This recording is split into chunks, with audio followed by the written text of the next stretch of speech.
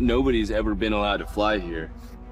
This is unprecedented access. A mile and a half from the Terracotta Army stands a 76-meter hill, and almost nobody photographing the soldiers ever turns around to look at it.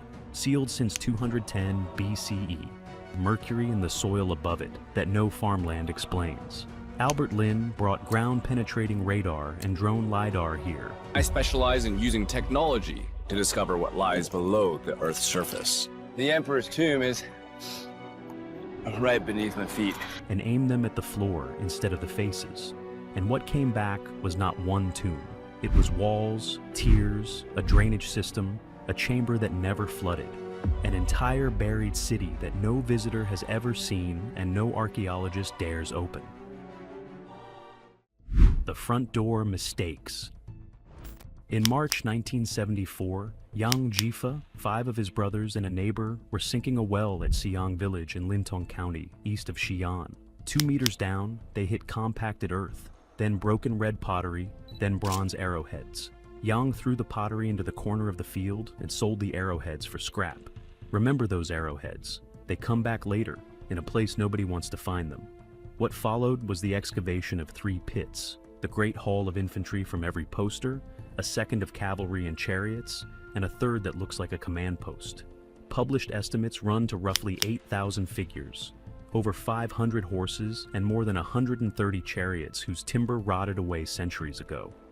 When Albert Lin filmed inside those pits, his first observation on camera was not about anything hidden. Paraphrasing his narration, "The army is not decorative, it is deployed. Light infantry forward, heavy infantry behind, cavalry at the rear, in the order a real Qin field army would have taken. Every face individual and unique. The scale of it," he said, told him a great deal about the man who commissioned it. And that is where almost everyone stops. The pits are about 1.5 miles east of a hill. The hill is not a hill. It is a rammed earth mound, still around 76 meters tall after 22 centuries of erosion. And beneath it lies the burial chamber of Qin Shi Huang, who unified China in 221 BCE and died in 210 BCE. It sits inside 2 walled enclosures laid out like a capital, and somewhere east of those walls, in ground almost no visitor walks, archaeologists lifted the skull of a young member of the imperial court with a bronze crossbow bolt driven into the bone. The body had been taken apart before burial. Hold that image. The whole complex covers something near 56 square kilometers. UNESCO listed it in 1987, and the proportion actually excavated has stayed small. Not because interest faded, because digging is the one option that cannot be undone, which leaves 99% of this place in one strange category: readable, never diggable. If that is your kind of story, subscribe, because everything from here down was found without breaking the surface. The man who points instruments at the floor. Albert Yumin Lin did not train as an archaeologist. He trained as an engineer at the University of California, San Diego, and came into the field from the technology side rather than the trowel side. The project that established him was the Valley of the Khan's expedition in Mongolia, a search for the burial place of Genghis Khan. The method mattered more than the target. Mongolian tradition holds that grave sacred and disturbing it unthinkable, so Lin's team built the search around not digging at all. Satellite imagery put in front of tens of thousands of volunteers who tagged anomalies by hand, then non-invasive survey on the strongest candidates. It became a reference case for interrogating a landscape without violating it. In 2016, Lin lost his right leg in a car accident. He returned to fieldwork on a prosthetic and did not soften the itinerary. And National Geographic built 2 series around him on the same premise. Bring survey instruments to sites that resist excavation, work with the archaeologists who hold the ground, and model what cannot be dug. Central China was always going to be on that list. The mausoleum of the first emperor is the largest deliberately undisturbed burial complex on Earth. One thing to be clear about, because it gets flattened in the retelling, Lin is a survey specialist and a presenter who works with resident archaeologists. And the deep geophysical record at this site is overwhelmingly the work of Chinese institutions across several decades. What his instruments do is take a complex that is almost entirely invisible and make its architecture legible, on camera, to people who will never hold a radar antenna. So, It is worth knowing what those instruments can actually see, and where they go blind. Seeing through 2,000 years of dirt. Ground-penetrating radar is the workhorse. An antenna is dragged across the surface, firing short pulses of radio energy downward. Every time a pulse crosses a boundary between materials with different electrical properties, part of it reflects back up. The receiver logs how strong each return is and how long it took, and enough parallel passes stack into a vertical slice. Then, a three-dimensional block. It reads the ground the way a radiographer reads bone, not by looking at the thing, but by measuring what the thing does to a signal passing through it. What radar is genuinely good at is contrast. A void reflects hard. A rammed earth wall reads differently from the loose backfill of a trench cut beside it. A brick floor, a collapsed roof, the ramped edge of a pit dug and refilled 2 millennia ago. All of them announce themselves as boundaries. What radar is bad at is wet clay. Water absorbs the signal. The pulse dies before it returns anything usable. And depth of penetration collapses. That is not a footnote at this site. The mausoleum sits in the alluvial soils of the Wei River Valley, and the ancient sources claim the builders dug down through 3 separate layers of groundwater. The single most important question about the complex cites in exactly the conditions that blind the primary instrument. LiDAR does something different, and this is the part that gets misdescribed constantly. A LiDAR unit on a drone fires laser pulses at the ground and times the returns, millions of them, building a dense cloud of measured points. Because some pulses slip between leaves and branches, software can filter out vegetation and structures and leave a bare earth model, a map of the actual ground surface with everything growing on it stripped away. That model does not see through solid rock. It does not read heat, and it does not detect bodies. It reads shape, at a resolution no one on foot can achieve. And shape is where buried architecture leaks upward. A collapsed chamber leaves a shallow depression. A robbed passage leaves a linear scar. A wall line survives as a few centimeters of relief across a field that looks perfectly flat from a passing car.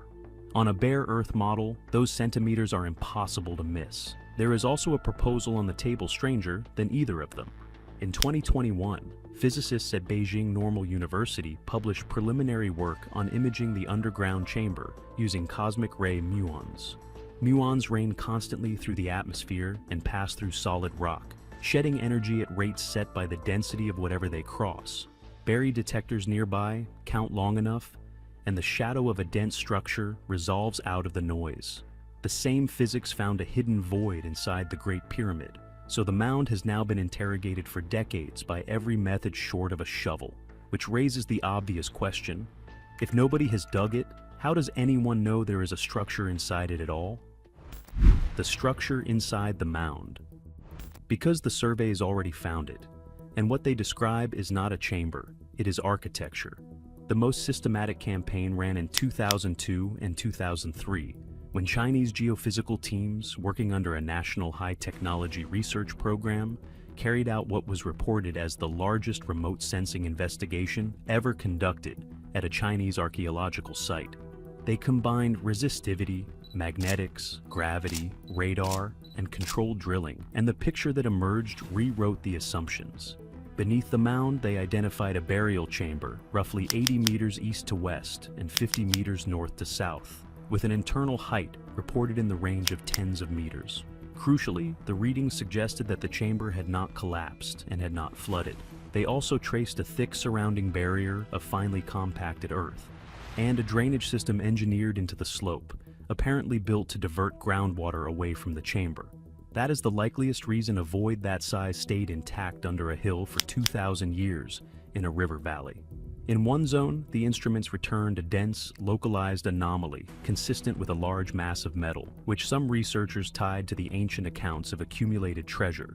Then, around 2011 and 2012, Chinese archaeologists reported something with no parallel anywhere. Inside the mound, sitting directly over the chamber, there appeared to be a stepped structure of rammed earth, built in tiers like a truncated pyramid, roughly 30 meters tall, buried entirely within the artificial hill. Not a marker on the surface, a pyramid inside a mound, invisible from every angle, with the tomb underneath it. The surveys filled in the surface plan too. Inner and outer walls traced with gates, corner towers, and foundation lines. and buildings interpreted as ritual halls and administrative offices. The infrastructure a working palace precinct needs rather than a grave.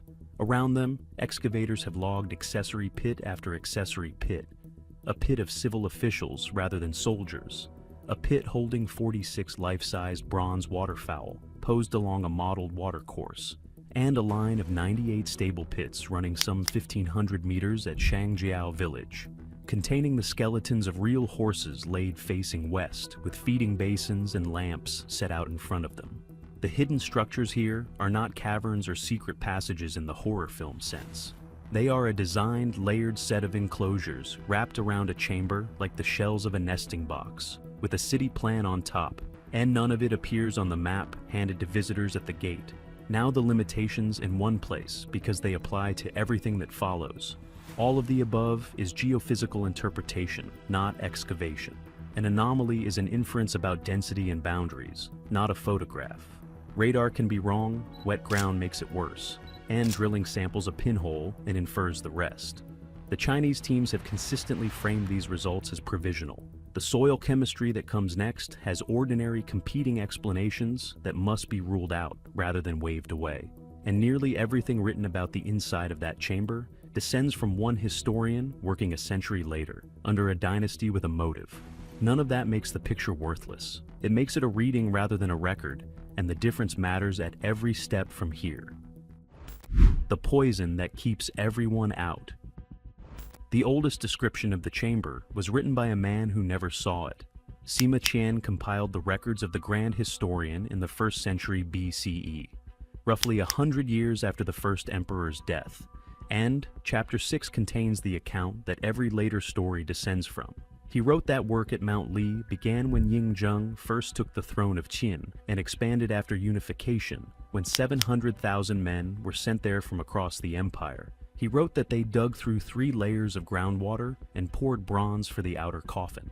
He wrote that palaces and towers for 100 officials were built inside, and the tomb filled with rare treasure. He wrote that craftsmen were ordered to rig crossbows primed to fire on anyone who entered. And he wrote that the rivers of the empire, the Yellow River and the Yangtze among them, were reproduced in quicksilver and made to flow by mechanical means, with the constellations shown above and the regions of the earth below.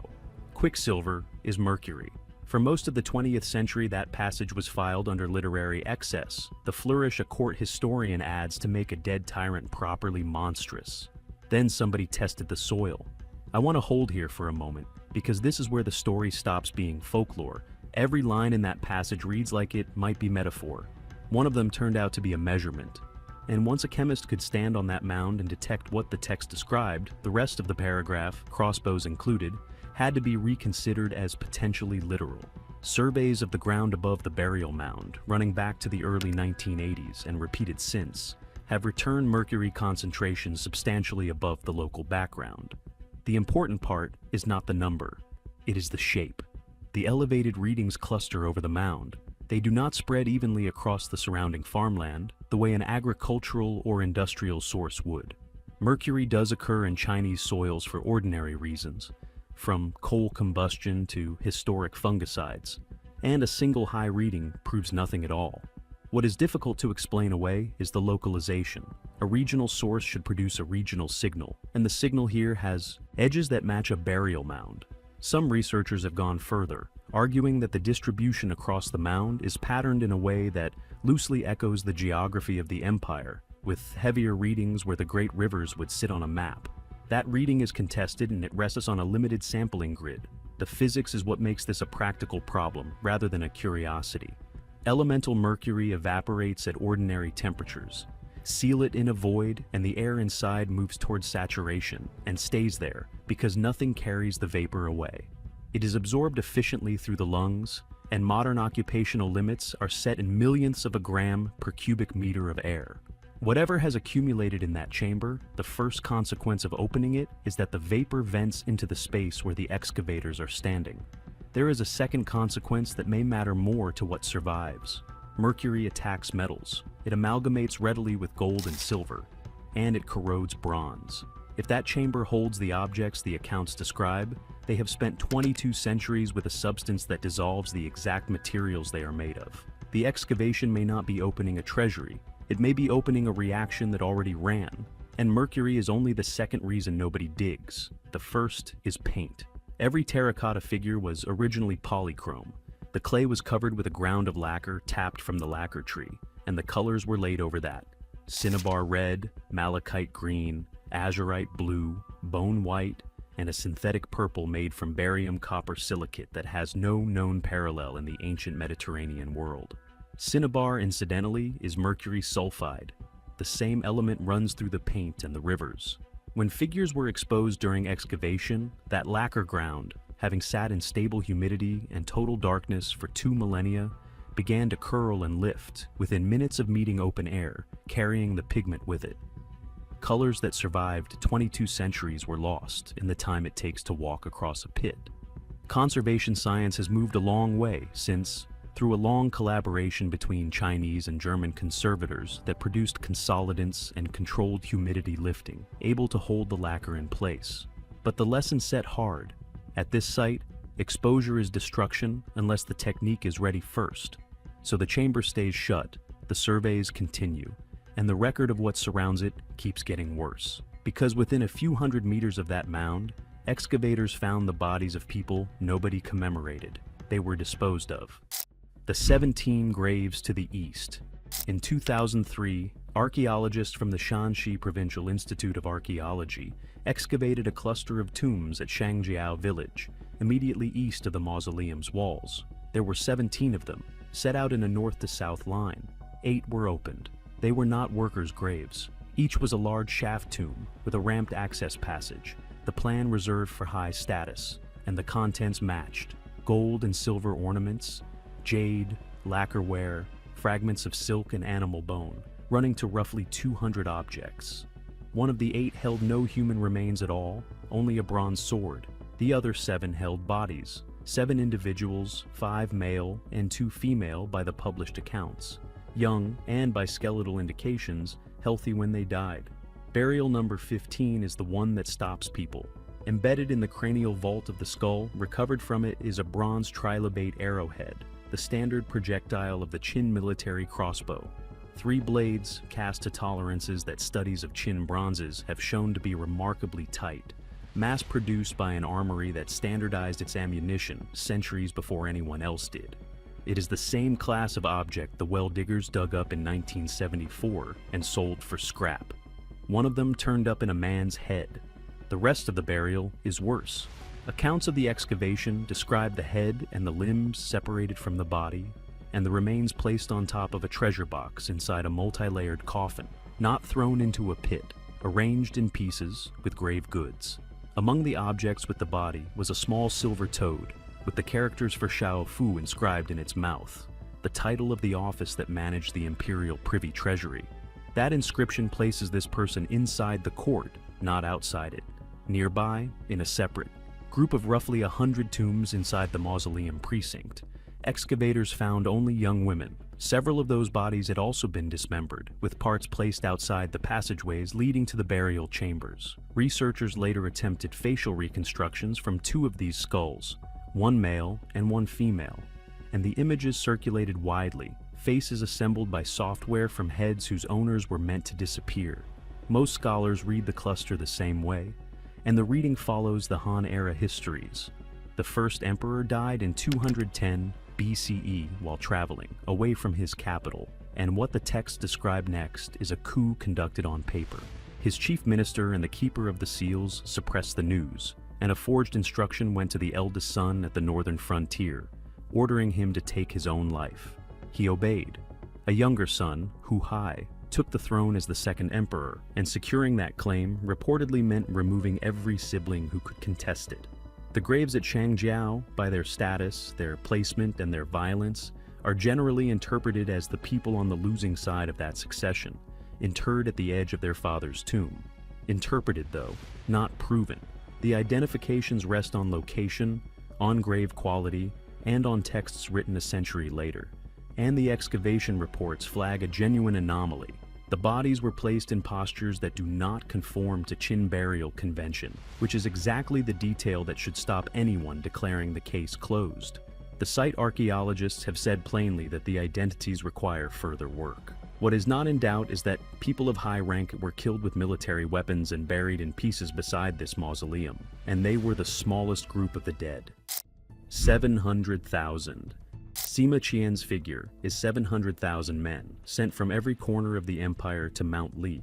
Modern historians handle that number carefully. Some read it as a cumulative total across decades. Others note that large round figures in early Chinese sources often work as intensifiers, a way of writing beyond counting. Either way, the workforce was enormous and the timeline was long. Work began after Yingzheng inherited the throne of Qin in 246 BCE. He unified the warring states and took the title of First Emperor in 221 BCE. He died in 210 BCE, and the interment happened with the complex unfinished. Those workers left physical traces. Excavations near the site uncovered a laborer's cemetery, and the remains match what the texts imply. Young adult males buried without ceremony in numbers. Some of those burials carried inscribed tiles recording a name, a home district, and in cases a legal status marking the person as convict labor rather than a free conscript, which cuts against the most lurid version of the story in the way real evidence usually does. A man buried with a tile bearing his name and his village is not an anonymous body tipped into fill. Somebody wrote down who he was. That is administration, brutal and bureaucratic, not pure erasure. But the most notorious line in the record concerns the ones who got no tiles. Sima Qian wrote that once the emperor was interred, the middle gate was lowered and the outer gate closed, sealing inside the artisans who had built the mechanisms and knew where everything lay. None of them came out. The same source supplies the other two charges that follow this emperor through history: the mass burning of books and the burial alive of 460 scholars whose teachings the throne had not sanctioned. And here the historian's own position matters, again.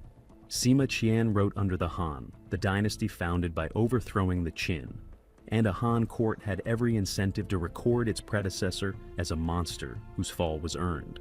Serious scholarship has questioned the scholar burial figure and the scale of the book burnings on exactly those grounds. It is not a fringe objection. It is also true that every time an instrument or a trowel has tested a Qin-era claim at this site, the harsh version has tended to survive the test. Mercury in the soil, a crossbow bolt in a skull, convict tiles in a mass burial ground, a chamber engineered, drained and layered to stay shut, which brings all of it back to the 8,000 figures at the far eastern end of the complex, and what they were actually put there to do. What the army is actually guarding.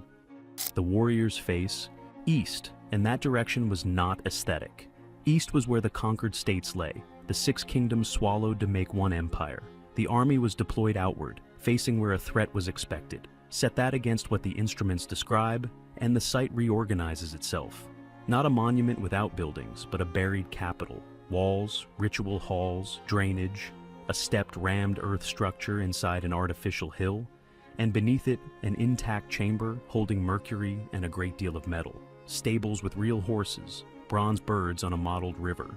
And around the edges, the people the project consumed and the relatives who lost the succession. What Albert Lin's technology contributed was not a secret. It was legibility.